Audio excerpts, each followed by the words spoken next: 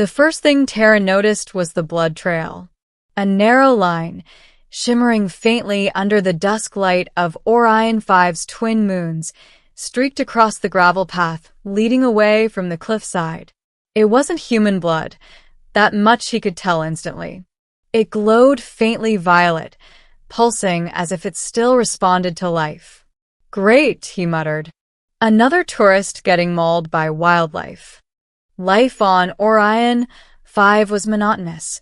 He repaired old mining drones in an abandoned outpost, tended a modest hydro farm, and avoided everyone. After the war that had shattered half the galaxy and stolen his family, solitude was the only thing that didn't hurt. But the glowing trail looked fresh. Someone out there was dying. Taryn sighed and grabbed his medkit. Just a quick patch-up, he told himself. Then back home. He followed the trail into the ravine, a narrow, jagged mouth carved between rocks. The air was sharper here, tinged with metallic dust. He heard a faint sound, like a muffled exhale. Then he saw her. A woman lay slumped against the cliff wall, her armor torn, one gauntlet missing, her breathing ragged. Even in the poor light, the helmet insignia was unmistakable, a spiral crest, gold-etched. He froze. That crest belonged to the Sovereign Fleet, the ruling military branch of the Galactic Throne. Only the highest officers bore it. But she wasn't surrounded by guards or soldiers. She was alone, bleeding, and possibly dying. Her helmet flickered, the visor cracked, revealing part of her face. Ashen skin, eyes trembling open in pain. "Stay back," she whispered. Taryn snorted. "Yeah, that's not happening." He jogged toward her, kneeling beside her despite her weak attempts to resist. "What happened to you?" he asked. She tried to rise, then winced as pain shot through her side. "Saboteurs infiltrated the Vanguard cruiser. I escaped, crashed here." Her voice drifted. "Communications down, ship destroyed." Taryn examined her wound, a deep plasma burn across the abdomen. "You're lucky you're still breathing," he muttered. "Hold still." He pulled out his stabilizer gel. She stiffened. "You help strangers?" "I don't see anyone else around," he replied. "So yeah." Her expression shifted, confusion, then something softer, almost disbelief. He applied the gel, and it hissed as it sealed the ruptured tissue. She bit her lip, but didn't cry out. When he wrapped the thermal bandages around her waist, she swayed, leaning weakly against a shoulder. "You know," Taryn said, "next time you crash on a remote moon, try not to do it alone." She blinked at him. "You speak so casually. Should I be formal?" He shrugged. "What do I call you?" A pause. "Lyra," she said quietly. "Just Lyra." He didn't recognize the name, and she seemed almost relieved by that. "All right, Lyra. I'm getting you out of here." Back at his outpost, Taryn carried her inside, ignoring her faint protests. His home was simple, metal walls, patched wiring, an old heater, but it was clean, warm, and functional.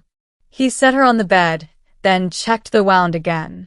"You'll live," he said, "but you shouldn't move for a while." She watched him with an unreadable expression. "You don't know who I am." "You told me." "Lyra." "No. I mean," she stopped. "Never mind." He shrugged again. "Does it matter?" Her eyes widened slightly, as if no one had ever said that to her before. When he handed her water, she drank slowly, studying him. "You're not from this moon," she said. "No one is from this moon," he replied. "I just ended up here." Then he added, "Didn't feel like living around people anymore." Lyra's gaze softened. "War." He nodded once. She didn't ask more. Instead, she lay back against the pillow, exhaustion pulling at her. Taryn dimmed the lights. "Sleep. I'll keep watch." Her voice was barely a whisper. Why do you care? Because someone should, he said simply. And for the first time since he found her, she smiled. Lyra recovered slowly over the next few days. Taryn cooked, talked little, and treated her injuries with practiced hands. She observed everything, his quiet efficiency, the scars on his arms, the tools neatly arranged on the workbench. You were military, she said one evening. He froze. Her eyes met his.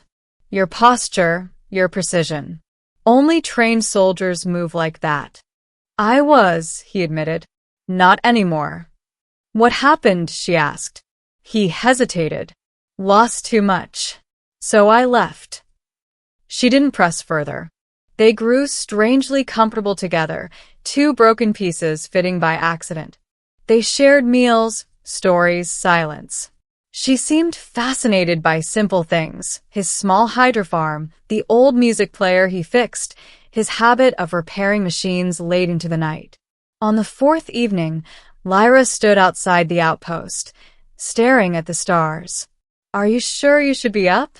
Taryn asked. If I lie there any longer, I'll go mad, she said with a smirk. Then quietly, besides, I needed the air. Her eyes traced the constellations. They're searching for me, she murmured. Your saboteurs? He asked. No, my fleet. Taryn tensed. You think they'll track you here? Yes, she said. Eventually. He looked at her, really looked. Her poise, her authority, the way she studied the stars as if she knew every path they led to. Lyra, who exactly are you? She inhaled. The moonlight touched her face, the faint glimmer of regal markings hidden beneath her helmet earlier. I am Lyra Solinastrium, she said quietly, sovereign empress of the galactic throne. Taryn's heart stopped. He stepped back. Involuntarily. The empress? You? Yes. He stared at her, speechless. The empress, ruler of thousands of star systems. The one politicians trembled before. The one who ended the Orion Wars with a single decree. And he treated her like an ordinary stranger. Lyra's expression wavered. I did not tell you earlier because I wanted to be seen as a person, not a title. Taryn exhaled shakily and rubbed his temples. I patched up the ruler of the galaxy with an old medkit. You saved my life, she corrected softly, and spoke to you like you were. Human, she finished, a faint smile tugging at her lips. It was refreshing. Taryn shook his head. Your fleet's going to tear this moon apart looking for you. They might, she admitted. But if they find me, things will change. How? She stepped closer. Because I will owe you a debt. I don't want anything from you, he said quickly. I know. That seemed to trouble her even more, this man who wanted nothing from the most powerful woman in the galaxy. They didn't speak of it again for several hours. But at dawn, when the sky turned a deep rose blue, the roaring thunder of engines shattered the silence. Dozens of warships pierced the clouds, sleek, silver, unmistakable. Taryn, Lyra whispered. They found me. He grabbed her arm. Can you walk? Yes. They hurried outside as the lead ship descended. A platform unfolded, and a squad of armored guards marched out, kneeling immediately at the sight of her. Your Radiance, the captain said. We feared the worst. Lyra straightened, her expression becoming cold, composed. Empress, once more. Taryn felt a strange ache at the transformation. I survived thanks to him, she said, gesturing to Taryn. You will treat him with respect. The captain bowed. Taryn shook his head. Lyra, Empress, whatever, listen, you're safe now. You don't need me anymore. Her eyes softened. But I do. He stiffened. What? You gave me something no one else in the galaxy has, she whispered. Normalcy. Kindness. Truth. Lyra, I'm just a technician hiding from his past. And I, she said quietly, am a ruler hiding from mine. Their eyes locked. Then the captain cleared his throat. Your Radiance, the council waits. We must return. Lyra drew a slow breath. Prepare the ship, she commanded. I will depart shortly. The guards left. She turned to Terran. Come with me. His heart slammed against his ribs. Lyra, I don't belong in palaces or fleets. You belong where you choose, she said. And I choose. But an explosion cut her off. The cliffside erupted as a rogue shuttle burst from hiding, its insignia matching the saboteurs she had mentioned. Terran, get back, she cried. Plasma bolts rained down. A guard was hit instantly. Lyra grabbed Terran, pushing him behind cover. Of course they followed your crash, he muttered. Lyra glared. You have a talent for understatement. They exchanged a tight, breathless glance. Stay low, she ordered. No, he said firmly. I'm not losing anyone else.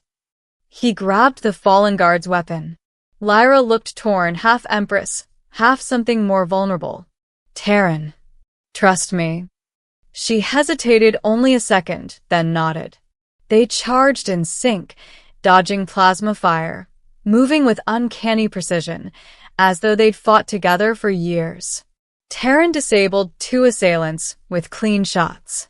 Lyra disarmed another with graceful brutality, despite her healing wound. But the leader, a towering saboteur with an ion cannon, aimed directly at Lyra. Terran saw it before she did. He lunged. The blast struck him full force. He hit the ground hard, vision blurring. Lyra screamed his name, a sound no Imperial broadcast had ever captured. She fired with ruthless precision, taking down the saboteur, then raced to him, dropping to her knees. Terran, stay with me. He coughed, blood on his lips. Guess. I still know how to take a hit. No, she whispered, voice breaking. Don't joke. Not now. Her hands shook as she activated her personal emergency beacon. Guards rushed toward them, medics arriving with advanced equipment. Terran smiled weakly. Told you you didn't need me. Tears slipped down her cheeks, genuine, unguarded. I need you more than anyone in the galaxy, she whispered fiercely. You saved my life twice, and you loved me without knowing who I was. His breath trembled. Love. She held his face gently. Don't fade. Not yet. But darkness crept in, and he finally slipped under. White medium star ending, the final scene. Terran awoke to soft light. The smell of sterile air. Warmth beside him.